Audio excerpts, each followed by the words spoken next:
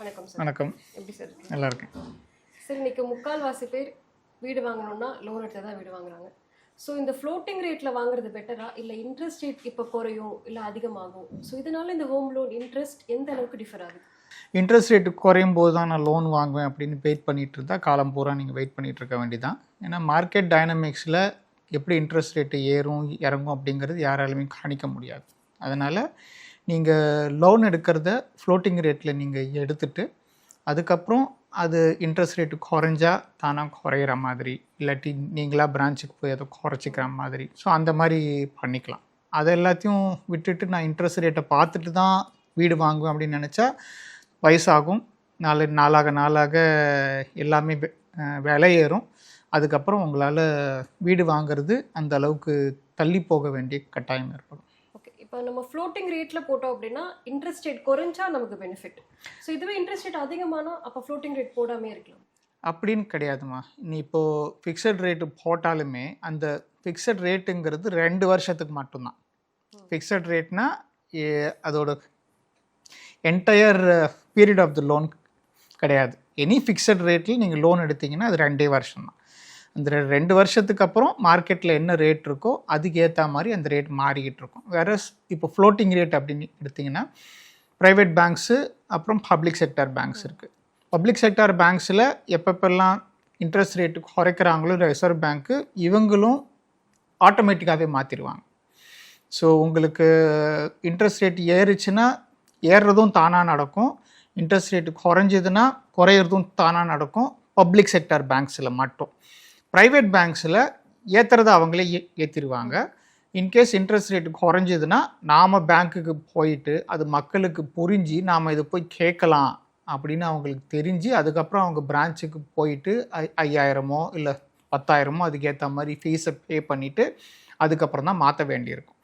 அதனால தான் என் கிளைண்ட்ஸ் எல்லாருக்குமே சொல்கிறது, நம்மக்கிட்ட சஜஷன் யார் யார் கேட்குறாங்களோ எல்லாருக்குமே நாம் நேஷ்னலைஸ் பேங்க்ஸில் தான் லோனே அரேஞ்ச் பண்ணி தர்றது. ஏன்னா நாமளாக போய் எதுவும் உட்காந்து தேடிட்டு இருக்க வேணாம். அதனால் ஒரு ஃப்ளோட்டிங் ரேட்டு மாதிரி ஒன்று எடுத்துட்டிங்க அப்படின்னு சொன்னால் பப்ளிக் செக்டார் பேங்க்ஸில் தானாக ஏறும், தானாக இறங்கும். ப்ரைவேட் பேங்க்கில் எப்பப்பெல்லாம் குறையுதோ நீங்கள் அப்போ பிரான்ச்சுக்கு போயிட்டு you can change it. Okay, இப்போ நான் 30 லட்சத்துக்கு வீடு வாங்க போகிறேன் அப்படின்னா எவ்வளோ பர்சன்டேஜ் டவுன் பேமெண்ட் கட்டணும்? எவ்வளோ கம்மியாக உங்களால் டவுன் பேமெண்ட் கட்ட முடியுமோ அந்த அளவுக்கு நீங்கள் டவுன் பேமெண்ட் காட்டலாம். ஒரு சின்ன எக்ஸாம்பிள் சொல்கிறேன். இப்போது 30 லட்சத்துக்கு ஒருத்தர் வீடு வாங்குறாரு, அவர் கையில் 10 lakhs வச்சுருக்காரு கேஷ். நார்மலாக 10% டவுன் பேமெண்ட்டு கட்ட வேண்டியிருக்கும். ஸோ ஒரு 3 லட்சம் கட்டலாம். நிறைய பேர் சரி ஓகே நம்மக்கிட்ட 10 லட்ச ரூபாய் இருக்கே கட்டிடலாம், இஎம்ஐ குறையும் வட்டி குறையும் அப்படின்னு தான் நினச்சிட்டு இருப்பாங்க. It might work in a sentimental sense.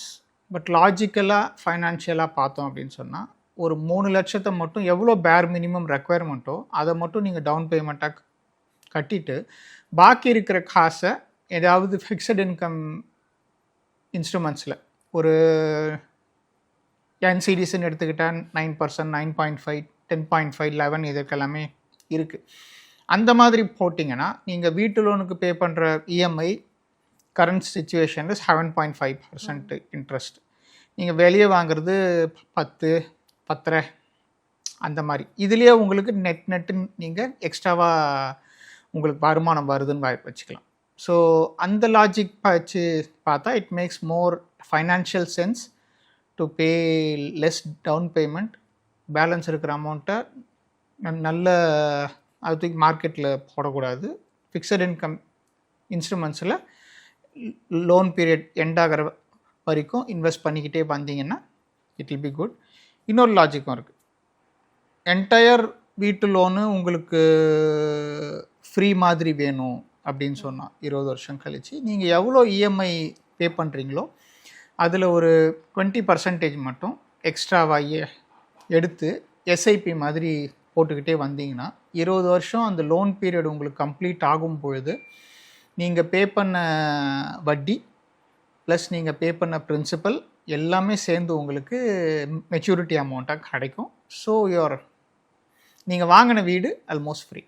Okay, but ப்ராக்டிக்கலாக வீட்டு லோன் அடைக்கிறதுக்கே பணம் பத்த மாட்டேங்குது. இதுல எங்க சார் நான் 20% தனியா வர பட் சொல்கிறேன் யார் யாருக்கு முடியுமோ நான் உங்களுக்கு சொல்கிறேன். சரி 20% எக்ஸ்ட்ரானா கரெக்டாக அதுவே தான் சேர்க்கணும் இல்லைம்மா. 5% முடிஞ்சால் சேர்க்கலாம். அதாவது என்ன லாஜிக்னு சொல்கிறேன். இப்போது ஒரு குறிப்பிட்ட சேலரியில் நீங்கள் வீடு லோன் வாங்குறீங்க. வாழ்க்கை பூரா அதே சேலரியில் இருக்க போகிறீங்க. சேலரி ஏற ஏற எக்ஸ்பென்சஸும் அதிகமாகிட்டே இருக்கு. But it's okay. But contain the expenses. உங்கள் முதல் செலவே சேமிப்பாக இருக்கட்டும். பே யுவர் செல்ஃப் ஃபஸ்ட்.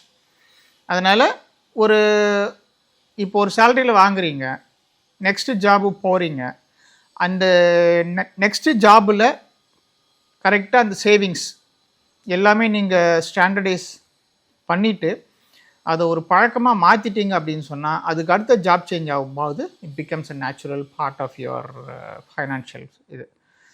ஸோ அதனால் என்ன மிஞ்சி மிஞ்சி ஒரு 2 இயர்ஸ் கஷ்டமாக இருக்கும். பட் அதுக்கப்புறம் இட் வில் பி நார்மல். நீங்கள் சேமிக்கிறது உங்களுக்கு அது ஒரு சேமிப்பாகவே இருக்காது. It is just like normal. நீங்கள் வாங்குகிற சேலரிக்கும் இதுக்கும் எல்லாமே அது இருக்குது.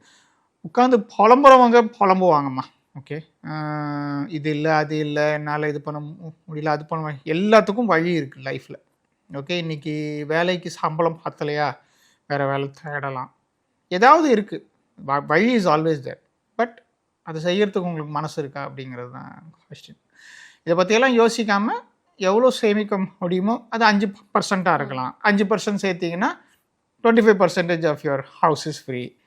10% சேர்த்திங்கன்னா 50% இஸ் ஃப்ரீ. ஸோ அந்த மாதிரி. இப்போ ஒருத்தர் ஹோம் லோன் எடுக்க போகிறாரு அப்படின்னா எத்தனை வருஷத்துக்கு டியூரேஷன் எடுத்தால் கரெக்டாக இருக்கும்?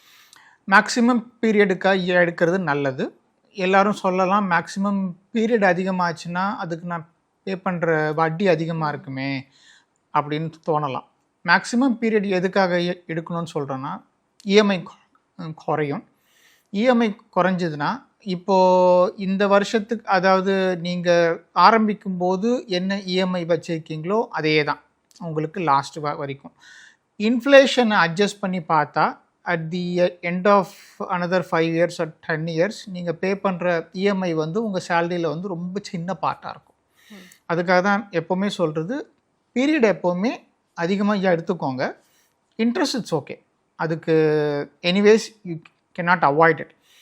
எக்ஸ்ட்ரா பணம் இருந்தாலும் you can invest that money into some other instruments than repaying your loan. Okay, நீங்கள் ஒரு டியூரேஷன் சொன்னீங்க. ஸோ எந்த டியூரேஷன் கரெக்டாக சொல்லுங்கள்? 20 30 இல்லை 30க்கு மேலேயா? 20 years. ஓகே, பேர் மினிமம் 20. அதுக்கு மேலே உங்களுக்கு எவ்வளோ எலிஜிபிலிட்டி இருக்கோ தாராளமாக அது நீங்கள் எடுத்துக்கலாம். ஓகே, இப்போ நம்ம சேலரியில் எவ்வளோ பர்சன்டேஜ் ஹோம் லோன் இஎம்ஐக்காக ஒதுக்கலாம்? உங்கள் சேலரியில் மொத்தமாக 50% தான் EMIs and other expenses. Okay, அதுக்கு மேலே இருக்கக்கூடாது. ஸோ அந்த 50%க்கு உள்ளார தாராளமாக உங்களுடைய இப்போது ஒரு மாதத்துக்கு 1 lakh சேலரி அப்படின்னு சொன்னால் 50,000 வீட்டு செலவுகள் இஎம்ஐ சேர்த்து எல்லாமே சேர்த்து இந்த 50,000த்தில் இட் ஷுட் எண்ட். நீங்கள் எங்கே லோன் அப்ளை பண்ணாலும் ஸோ இதான் அவங்க பார்ப்பாங்க. அதுக்காக தான் அவங்க பேங்க் ஸ்டேட்மெண்ட் வாங்குறாங்க, இஎம்ஐ எல்லாம் எவ்வளோ போகுது அப்படின்னு சொல்லி. பட் பேங்க்ஸில் அவங்க கால்குலேட் பண்ணும்போது நார்மலாக அந்த பேலன்ஸ் இருக்கிற 50% அவங்க வந்து உங்களுடைய வீட்டு செலவுகள்னு அசியூம் பண்ணிப்பாங்க. வேறஸ் அந்த 50-30-20 ரூல் தான் நாம் அப்ளை பண்ணுறது. அதனால் அந்த 50%க்குள்ளார உங்கள் வீட்டு செலவுகள் ப்ளஸ் இஎம்ஐ இது ரெண்டுத்தையும் அதில் அடக்கிக்கிட்டு 30% for your savings, 20% for your wants, இந்த மாதிரி ஸ்ப்ளிட் பண்ணி ஸ்பெண்ட் பண்ணிங்கன்னா இட் வில் பி குட். இப்போ நிறைய பேர் மிடில் கிளாஸ் ஆளுங்க கூட எனக்கு வந்து சொந்தமாக ஒரு வீடு வேணும், எல்லாருக்குமே வீடு ஒரு கனவு. ஸோ அந்த கனவுக்காக இந்த ஹோம் லோன் எடுக்கிறாங்க. பட் மிடில் கிளாஸ்க்கு இந்த சேலரி ஒரு பெரிய டிமாண்டாக இருக்குது. நீங்கள் சொல்கிற மாதிரி என்னதான் வருஷம் நிறைய பேருக்கு சேலரி வந்து இன்க்ரீஸ் ஆகிறதே கிடையாது ஒரு மிடில் கிளாஸ் நார்மலாக இருக்கிற பர்சன்ஸ்க்கு. ஸோ இவங்க வந்து ஸ்ட்ரெஸ் ஃப்ரீயாக இந்த ஹோம் லோன் அப்படியே கண்டினியூ பண்ணான்னா எந்த மாதிரி டிப்ஸ் எல்லாம் கொடுப்பீங்க? ஸ்ட்ரெஸ் ஃப்ரீயாக கண்டினியூ பண்ணணும் அப்படின்னு சொன்னால் முதல்ல நீங்கள் உங்கள் வாழ்க்கை தரத்தை மாற்றணும். என்னால் முடியாது, எனக்கு நடக்காது இப்படியெல்லாம் பேசுகிறத விட்டுட்டு வாழ நினைத்தால் வாழலாம், வழியா இல்லை பூமியல்னு ஒரு பாட்டு இருக்குது வலைப்பாண்டியால். அந்த மாதிரி ஒன்று இப்போ இருக்கிற சம்பளம் பத்தலையா வேறு வேலை தேடணும். இப்போ இருக்கிற டேலண்ட்டு பத்தலையா you have to improve your talent.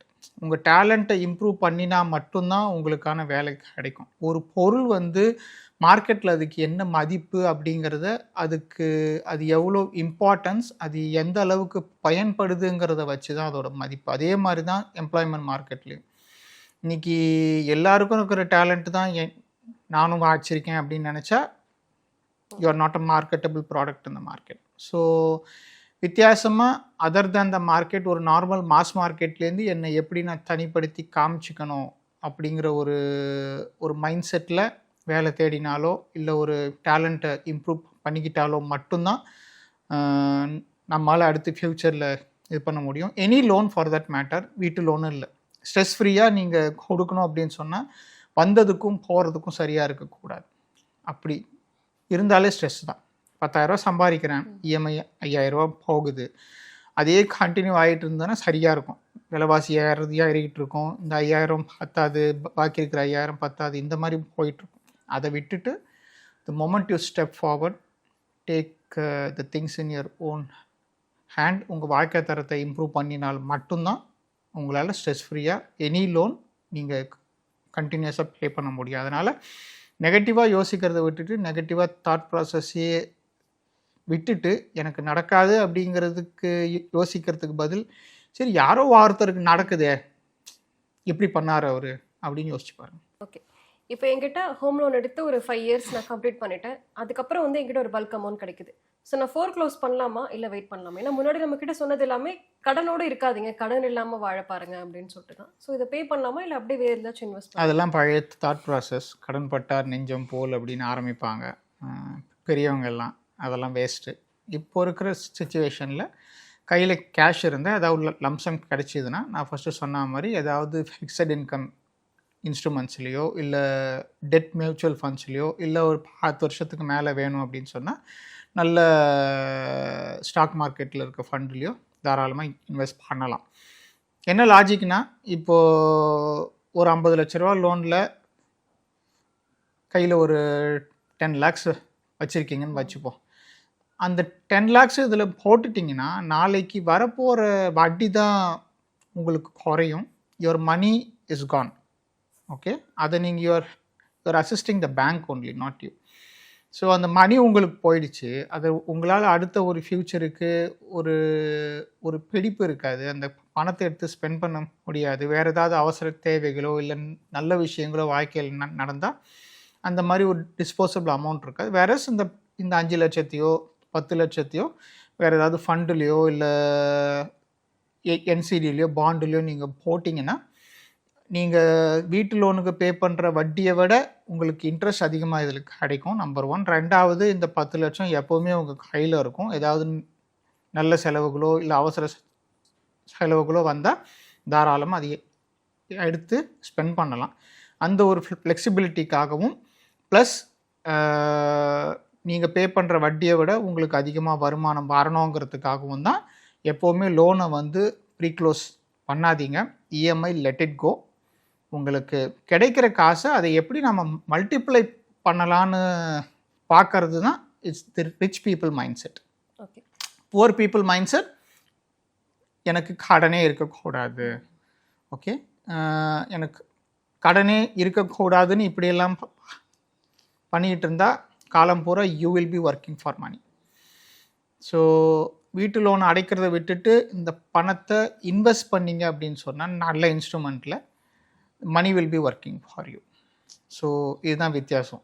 பணக்காரனுக்கும் ஏழைக்கும் உள்ள வித்தியாசம். ஏழை he works for money, whereas for பணக்காரங்க the money works for them. இப்போ நிறைய பேர் வேலைக்கு சேர்ந்த புதுசுலேயே வந்து எனக்கு வீடு வாங்கணும் அப்படின்னு ஆசைப்படுறாங்க. ஸோ வேலைக்கு சேர்ந்து எத்தனை வருஷத்தில் வீடு வாங்கலாம்? ஏன்னா இப்போ நிறைய லே ஆஃப் நம்ம பார்த்துட்ருக்கோம், ஐடி லே ஆஃப்ஸ். ஸோ வேலை நிரந்தரமாக வந்து இல்லை. ஸோ இதை நம்பி நான் ஒரு 30 லட்சமோ 40 லட்சமோ ஒரு பெரிய அமௌண்ட்டுக்கு சேலரி தாண்டி நான் வீடு வாங்கிட்டேன் அப்படின்னா அந்த ஹோம் லோன் பே பண்ணுறது ரொம்ப கஷ்டமாக போயிடும். ஸோ வேலைக்கு சேர்ந்து எத்தனை வருஷத்தில் வீடு வாங்கலாம்? இப்போது ஃபஸ்ட்டு மாதிரி இப்போது நம்ம பேரண்ட்ஸ் எல்லாம் பார்த்தீங்கன்னா, அவங்க வேலைக்கு சேரும்போது அவங்க தலையில் எந்த ஒரு கமிட்மெண்ட்டுமே இல்லை. அப்பா அம்மா எல்லாத்தையும் பார்த்துப்பாங்க. ஸோ அந்த மாதிரி சுச்சுவேஷன் இருந்தது. தாராளமாக அவங்க சேர்ந்ததும் வீடு வாங்கினாங்க. இப்போ இருக்கிற ஜென்ரேஷன் அவங்க ஒரு கார்ப்பரேட் லைஃபுக்குள்ளே நுழையும் போதே ஒரு எஜுகேஷனல் லோன் அப்படிங்கிற ஒரு பேர்டனோட நுழையிறாங்க. நிறைய பேருக்கு ஃபேமிலியை பார்த்துக்கணும் அப்படிங்கிற ஒரு பேர்டனோட நுழையிறாங்க. ஸோ அதனால் இந்த கொஸ்டினுக்கு ஆன்சர் வந்து it's not a one size fits all. அதாவது இத்தனை வருஷத்துலேயே இத்தனை வருஷம் கழிச்சு தான் நீங்கள் வாங்கணும் அப்படின்னு சொல்கிறதும் வேலைக்கு சேர்ந்த உடனே வாங்குறதுங்கிறதும் it's not a practical solution. So உங்களுடைய லைஃப்பை பாருங்கள்.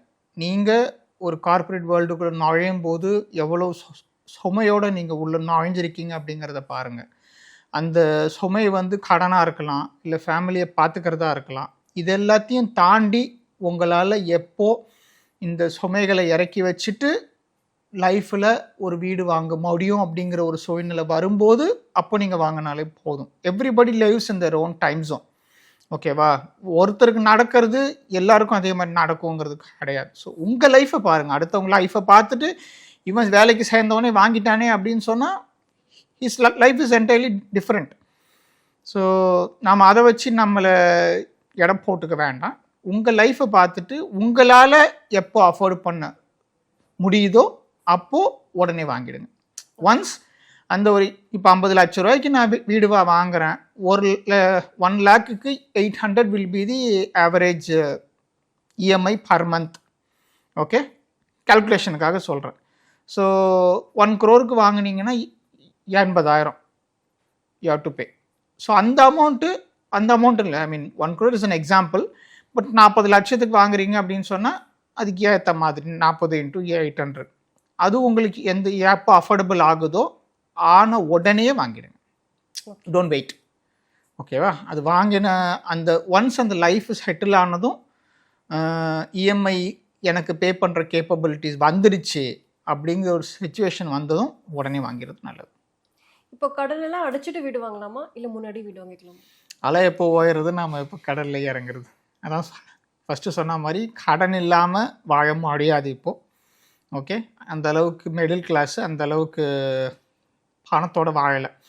அவங்களுடைய நார்மல் ஆசைகளே ஒரு பேசிக் ஆசைகள் விருப்பங்கள் அதை நிறைவேற்றுக்கிறதுக்கே அவங்க கடன் வாங்கி தான் ஆகணும். ஸோ அதனால் கடன் இல்லாமல் வாழ முடியாது. அதை வந்து அந்த கடன் இல்லா வாழ்க்கை வாழணுங்கிற ஒரு தாட் ப்ராசஸ் தள்ளி வச்சுட்டு நான் வாங்குகிற கடன் என்னால் அடைக்க முடியுமாங்கிறது நம்பர் 1.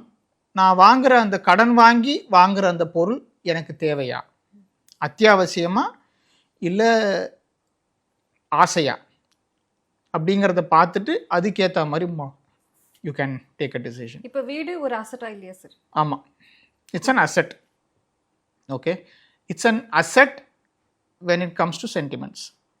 ஒரு சென்டிமெண்ட்டாக பார்க்கும்போது இட்ஸ் அன் அசெட், ஃபைனான்ஷியலாக பார்க்கும்போது it's a liability. Okay, so அதனால் இது ஏன் இதை சொல்கிறேன் அப்படின்னு சொன்னால், இப்போது எனக்குன்னு ஒரு வீடு வேணும், நான் என் சொந்த வீட்டில் இருக்கேன், என்னால் ஒரு வீடு அஃபோர்ட் பண்ண முடியுது அப்படிங்கிற ஒரு தாட் ப்ராசஸே உங்களுக்கு லைஃப்பில் நிறைய மோட்டிவேஷன் தரும். அதனால தான் சென்டிமெண்டல் வேல்யூன்னு சொல்கிறோம். அந்த மாதிரி ஒரு லைஃப்பில் ஒரு மோட்டிவேஷன் தர்ற ஒரு விஷயத்துக்கு, அந்த ஒரு சென்டிமெண்டல் வேல்யூக்கு அப்போ உட்காந்து you should not be seeing something financial point of view. அப்போ அதை வச்சு உட்காந்து பார்த்துட்டு இருக்கக்கூடாது. இது சென்டிமெண்ட்டா, ஓகே, எனக்குன்னு ஒரு வீடு இருக்கா, நான் அதை வாங்கணும்னு நினைக்கிறேன்னா ஓகே, நான் அதை வாங்கிடுறேன். பட் ஒரு வீடை வாங்கிட்டு சரி இன்னொரு வீடு நான் வாங்கி வாடகைக்கு விட்டு அதை சம்பாதிக்க போகிறேன் அப்படின்னு சொன்னால் இட்ஸ் தி ஒர்ஸ்ட் டிசிஷன். அப்போ வந்து it's not an asset, it will be a liability. Even though நீங்கள் ஃபுல் காசை கொடுத்து அந்த வீட்டை வாங்கினாலுமே வருஷத்துக்கு அதனால் வர ரிட்டர்ன்ஸ் வந்து 2.5% 3% தான் ரெசிடென்ஷியல் ப்ராப்பர்ட்டிஸில். அதனால் கடன் வாங்கி இன்வெஸ்ட் பண்ணி ஒரு வீடு வாங்கினீங்கன்னா இட்ஸ் அ லைபிலிட்டி. சென்டிமெண்ட்டுக்கு எனக்கு ஒரு வீடு வேணும், என் ஃபேமிலிக்கு ஒரு வீடு வேணும், சொந்தமாக ஒரு வீடு வேணுங்கிற ஒரு சென்டிமெண்ட்டுக்காக கடன் வாங்கி அந்த வீட்டை வாங்கினீங்கன்னா இட் பிகம்ஸ் அன் அசெட். ஒரு வீடு வாங்கி ஒரு லேண்ட் வாங்கினா ஒரு வீடும் இருக்குது, ப்ளஸ் இப்போ எல்லாருக்குமே நிறைய பணம் வந்துச்சுன்னா அந்த வீடு ஹோம் லோன் போயிட்டே இருக்கட்டும். ஸோ இன்னொரு பக்கம் பணம் வந்துச்சுன்னா லேண்டு தான் வாங்க போவாங்க. இன்னுமே லேண்ட் கோல்டு அந்த சென்டிமெண்ட் வந்து மாறவே இல்லை. ஸோ இன்னொரு பக்கம் லேண்டு வாங்கினா அது நல்ல ஆப்ஷன். லேண்டு நல்ல ஆப்ஷன் தான், it is never the worst option. ஆனால் எந்த மாதிரி ஏரியாவில் வாங்குறீங்கிறத பொறுத்து இருக்குது. ஏதாவது ஒரு சென்னையிலேருந்து நான் ஒரு 100 கிலோமீட்டர் 150 கிலோமீட்டர் தள்ளி மெயின் ரோட்லேருந்து ஏதோ ஒரு தூரத்தில் யாரோ பிளாட்டு போட்டாங்க அப்படின்னு வாங்குறது வேஸ்ட். அது அப்ரிஷியேட் ஆகிறதுக்கு வருஷ கணக்காகும். சென்னையை எக்ஸ்பேண்ட் ஆகணும், அதுக்கப்புறம் அங்கே அதுக்கேற்ற வசதிகள் வரணும், இந்த மாதிரியெல்லாம் நிறைய இருக்குது. ஸோ நீங்கள் வாழற இடத்துக்கு பக்கத்துலேயே உங்களால் லேண்ட் அஃபோர்ட் பண்ண முடிஞ்சால் தாராளமாக அதை வாங்கி வச்சா இட்ஸ் அன் இன்வெஸ்ட்மெண்ட். ஓகே, அதே தான் இதுலேயும். But liquidity is a factor. எனக்கு உடனே இப்போ லேண்டோட வேல்யூ ஏறிடுச்சுப்பா, எனக்கு அர்ஜென்ட்டாக பணம் தேவை அப்படின்னு சொன்னால் அந்த லேண்டை விற்கிறதுக்கே உங்களுக்கு மினிமம் 6 months ஆகும். 6 months to 1 year. அதுக்கு அந்த பணத்தை நீங்கள் பாண்டுலேயோ இல்லை மார்க்கெட்லேயோ போட்டிங்கன்னா 2 நல்ல அமௌண்ட்டை எடுத்து you can spend it. Okay. இன்னும் எந்த மாதிரியான சென்டிமெண்டல் மிஸ்டேக்ஸ் எல்லாம் ஹோம் லோன் வாங்கும்போது பண்ணுறாங்க?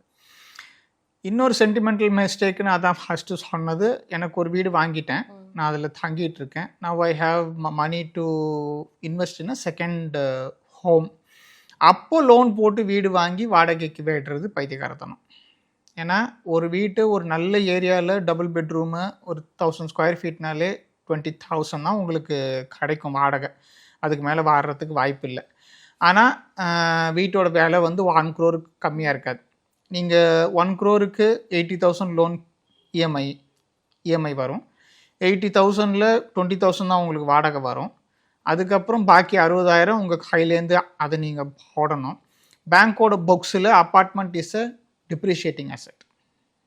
ஸோ நாளைக்கு 20 வருஷம் கழித்து அந்த அப்பார்ட்மெண்ட்டுக்கு உங்களுக்கு கிடைக்க போகிற வேல்யூ காமன் ஏரியா ஷேர்டு இருக்கு இல்லையா, அந்த லேண்டில் உங்களுக்கு எவ்வளோ பங்கோ that's all you will get.